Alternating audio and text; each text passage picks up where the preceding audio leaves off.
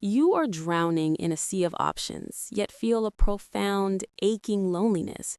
You have been told a story about freedom, about having it all, and yet you find yourself in a state of quiet despair. The path you were promised feels like a maze with no center. You sense that something is deeply wrong, but you cannot name it. The rules have changed, and no one gave you the new map.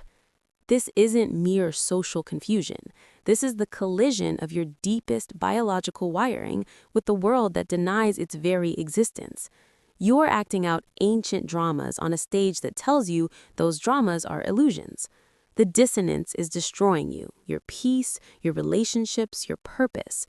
In this video, we will dissect 5 specific modern manifestations of the feminine principle, not women as a monolith, but as the archetypal force they are compelled by biology and culture to embody. We will look at the biological imperative, the societal trap, and the psychological poison. Ignore them at your peril. Strip away the sentimentality. At the biological bedrock, we are not individuals seeking happiness. We are vessels for genetic material, driven by imperatives shaped over millions of years. The feminine imperative is rooted in 2 non-negotiable constraints: the immense biological investment of pregnancy and nurturing, and the vulnerability that comes with it. This forged hypergamy, the drive to secure the best possible genetic and material resources for offspring. It is not a choice, it is an instinct. It is the engine that selects for competence, status, and stability. For our ancestors, a poor choice meant death for her and her child. This is not about gold digging, this is about survival. The woman who was indifferent to a man's capacity to provide and protect, her lineage is not here today. You are the descendants of the hypergamous. Similarly, the drive for social cohesion and communication was a survival mechanism. A woman's ability to read the emotional landscape of the tribe, to forge alliances, to detect threat or betrayal in subtle cues was as critical as a man's strength. This is the root of what is now often pathologized as gossip or a manipulation. It was intelligence, it was network security. Here is the catastrophe. The modern world has taken these deep, powerful instincts and placed them in a context where they become self-destructive and socially corrosive. First, the inflation of worth. Hypergamy, evolved for a village of 150, is now unleashed on a global marketplace through dating apps and social media. She is presented with a dizzying hierarchy of potential mates, creating an illusion of infinite upward choice. The top 20% of men become the only visible option. The result? A generation of women chasing a phantom and a generation of men rendered invisible. It creates a profound resentment on both sides. Second, the weaponization of intuition. That evolved capacity to read micro-emotions and social networks now turns inward, often becoming a ceaseless internal surveillance system. It merges with the culture of victimhood and therapeutic language. Every discomfort is pathologized. Every slight is evidence of systemic malice. This is not strength. It is a psychic prison of her own making, where she is both the inmate and the warden. Third, the repression of the maternal archetype. The drive to nurture and build is sublimated into corporate culture or aesthetic consumerism. She is told to compete on the masculine playing field while silencing the deep biological pull toward creation in the literal sense. This creates a shadow, a reservoir of unexpressed, potent energy that manifests as cyclical anxiety, bitterness, or a terrifying, hollow fatigue. The body says one thing, the culture says another. The civil war is internal. Fourth, the demand for a risk-free existence. The biological aversion to vulnerability transforms into a political and social demand for total safety. No offensive words, no challenging ideas, no psychological discomfort. But a life without risk is a life without growth. By attempting to eliminate the dragon, she eliminates the hero. She renders her own world trivial and herself fragile. Fifth, the erosion of discernment. In a culture that screams you deserve everything, the ability to judge, to say no, to make hard trades, the very essence of mature femininity, is painted as intolerance. So she says yes when she means no. She remains in situations that degrade her. She confuses openness with worth, and in doing so, she abandons her own throne. The dark truth is this: the modern world has sold women a narrative of liberation that systematically sets their own biology against them. It encourages the worst excesses of their instincts while punishing the virtuous expressions. It tells them to be warriors while stripping them of a meaningful battlefield, and to be queens while denying them a kingdom. The Stoic advice, the only way through this chaos, is integration. Do not deny the instinct, transcend it through conscious awareness. First, see the mechanism. When you feel that pull of dissatisfaction, that endless scrolling, that nagging comparison, recognize the hypergamous algorithm running in the background of your mind. Acknowledge it. Then ask, is this ancient program serving my life in the modern world, or is it hijacking it? Second, confront your shadow. That repressed maternal energy, that unexpressed creativity, that suppressed capacity for harsh judgment, it will fester. You must give it a conscious form. Create something, build something, tend to something real, a project, a garden, a business, a true community. Channel the archetype or it will possess you. Third, choose your sacrifice. You cannot have the risk-free, perfectly equitable, maximally comfortable fantasy and a life of meaning. Meaning is born from limitation, from struggle, from commitment to something specific. Discern what is truly valuable to you, then have the courage to let other options die. A yes is only meaningful when it is built upon 1,000 no's. The path is not backward, it is downward, into the bedrock of your own nature, and then upward, with that burden of wisdom in your arms. You are not a victim of your biology. You are its master once you stop pretending it isn't there. The cage is not the instinct. The cage is the lie that you can live without it.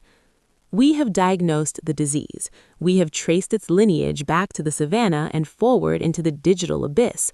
But a diagnosis, no matter how precise, is not a cure. To leave you here in the bleak landscape of awareness would be an act of cruelty. The final step, the only step that matters, is integration. Integration is not self-acceptance in the flaccid modern therapeutic sense. It is not about placating the instinct with platitudes.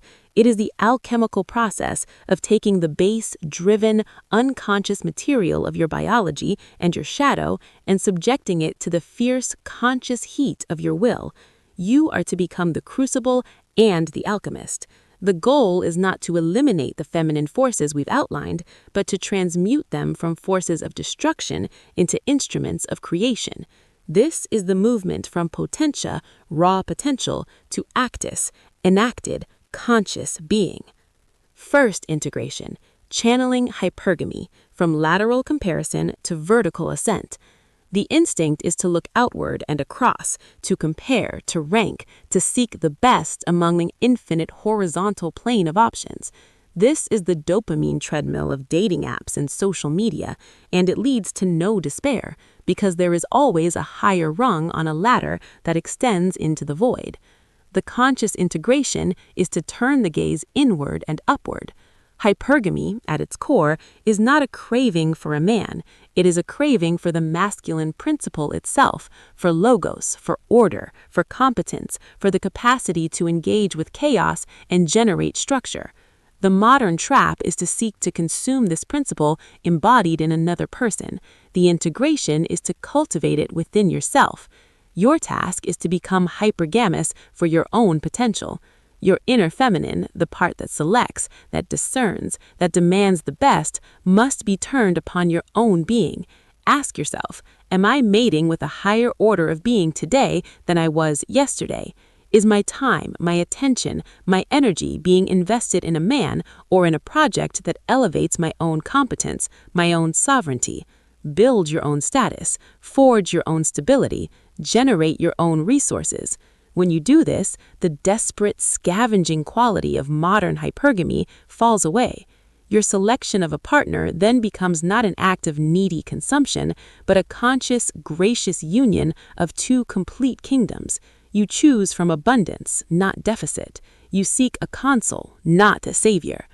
Second integration, transforming the social network from covert gossip to conscious diplomacy. The biological drive to map the social landscape, to communicate, to forge alliances, is a form of intelligence. But in the modern trap, it devolves into the petty currency of gossip and the passive-aggressive maintenance of superficial harmony. This is the intelligence turned toxic, concerned with trivia and reputation management. The integration is to elevate this capacity to the level of statecraft. You are not a village gossip. You are the diplomat of your own kingdom, the intelligence agent for your own kingdom. Your ability to read micro-expressions, to sense shifts in alliance, to understand the unspoken motivations of others, these are profound tools. But they must be wielded with conscious intent. Use this knowledge not to manipulate, but to navigate, to build strategic alliances for meaningful projects, not for social clout, to detect genuine threat, not imagined slights, to communicate with precision and purpose, to forge bonds that are functional and deep, not performative and fragile. This requires a stoic detachment from the approval of the tribe. You are gathering intelligence to serve your purpose, not to soothe your anxiety. The diplomat who is desperate to be liked is a failed diplomat. Your social intelligence must be placed in service of your mission, not your insecurities. Third integration, reconciling the maternal archetype from repressed shadow to creative logos. This is perhaps the most profound and painful schism. The biological pull toward creation, nurture, and the fierce protection of life is sublimated, mocked, or pathologized. It becomes a shadow, a reservoir of unspent creative energy that turns septic. It manifests as that inexplicable sadness in the sterile corporate boardroom, as the obsession with fur babies, as the cyclical rage at a world that feels empty. Integration demands you give this archetype a conscious form, but not necessarily a literal one. The maternal drive is not solely about bearing children. It is the fundamental imperative to bring order out of chaos, to nurture potential into actuality. This is the feminine counterpart to the masculine logos. Your task is to find your literal child, your symbolic child, and tend to it. Your symbolic child is your creation, your art, your business, your book, your community garden, your philosophical framework. You must mother it. You must conceive it in the womb of your imagination, endure the labor pains of bringing it into the world, discipline it as it grows, and release it into the world with a mix of pride and sorrow. This process is non-negotiable. If you do not choose a child to mother, literal or symbolic, the archetype will possess you. It will mother your anxieties, your resentments, your fantasies. It will nurture your own victimhood into a grotesque, full-grown identity. You must choose your creation, or you will become the creator of your own hell. Fourth integration, reframing vulnerability from a sin to a strategy. The biological aversion to physical and social vulnerability was wise. In the modern world, the attempt to eliminate all vulnerability is a pathology that leads to fragility. The demand for total safety is a demand for death in installments. The Stoic integration is to understand that voluntary vulnerability is the ultimate strength. This is the courage to judge, to speak a hard truth, to commit to a path whose outcome is uncertain, to love someone without guarantees. It is to place a part of yourself at risk in the service of something higher. Your shield should not be a bubble that prevents all contact. Your shield should be the discipline of your own character, the resilience of your own mind, forged in the fires of smaller, chosen struggles. You then become able to expose your chest in battle because you trust your armor and your skill. The modern trap makes you fear the battle itself. The integration makes you a conscious warrior who chooses her battles wisely. Your vulnerability becomes not a weakness to be eradicated, but a strategic offering that makes depth, trust, and genuine connection possible. Fifth integration, the reclamation of judgment, from timid openness to sovereign discernment. The erosion of discernment, painted as virtuous openness, is an abdication of the throne. A queen who cannot judge, cannot say no, cannot exile from her kingdom, is not a queen. She is a caretaker of a public park, overrun with chaos. Integration is the reclamation of your divine right of judgment. To discern is to separate the wheat from the chaff, the valuable from the worthless, the noble from the base. This is an act of love, love for the good, the true, and the beautiful. Your no is the necessary ground upon which your sacred yes is built. Practice this mercilessly, starting with the trivial. Curate your information diet. Ruthlessly discard friendships that degrade you. Reject cultural narratives that insult your intelligence. Each act of conscious judgment is a rep in the gym of your soul, strengthening your capacity for the ultimate judgments. What is my purpose? What is worth suffering for? Who is worthy of my covenant? This is the synthesis. You are not rejecting your nature, you are evolving it. You are taking the raw Darwinian firmware, hypergamy, social intelligence, the maternal drive, risk aversion, discernment, and installing the conscious software of sovereignty, diplomacy, creativity, courage, and wisdom. The path forward is not in the endless horizontal expansion of options. It is in the deep vertical excavation of your own being, followed by the disciplined construction of a self that can bear the weight of its own instincts. You cease to be a problem to be solved and become a force of nature to be reckoned with. You are the descendant of survivors. Now become the ancestor of a conscious line.